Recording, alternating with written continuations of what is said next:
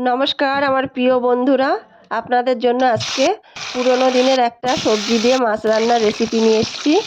মাছগুলো প্রথমে লবণ হলুদ মেখে ভাজা করে নিলাম। কাতলা মাছ নিয়েছি অবশ্যই। এবার শিম আর আলুগুলো পেঁয়াজ ফোড়ন দেবো ওই তেলে, দিয়ে ভাজা করে নেব খানিকটা। তারপরে লবণ হলুদ দেব।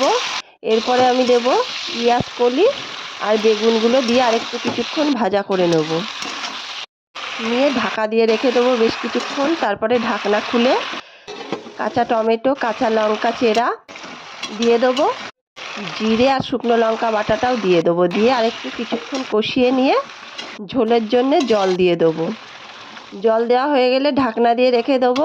সেদ্ধ হলে ঢাকনা খুলে মাছগুলো দিয়ে দেবো, দিয়ে একটু কিছুক্ষণ নাড়াচাড়া করে ফুটিয়ে নিয়ে কমপ্লিট হয়ে গেল রান্নাটা। আপনারা বাড়িতে এইভাবে ট্রাই করুন।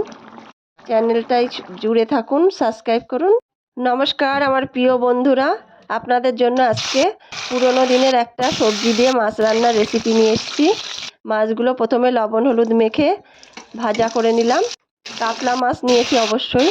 এবার শিম আর আলুগুলো পেঁয়াজ ফোড়ন দেবো ওই তেলে, দিয়ে ভাজা করে নেব খানিকটা।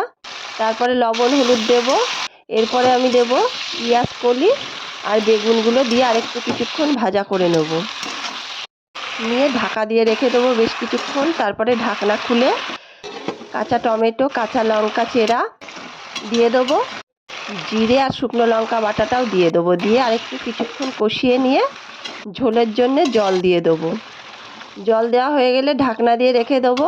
সেদ্ধ হলে ঢাকনা খুলে মাছগুলো দিয়ে দেবো, দিয়ে একটু কিছুক্ষণ নাড়াচাড়া করে ফুটিয়ে নিয়ে কমপ্লিট হয়ে গেল রান্নাটা। আপনারা বাড়িতে এইভাবে ট্রাই করুন।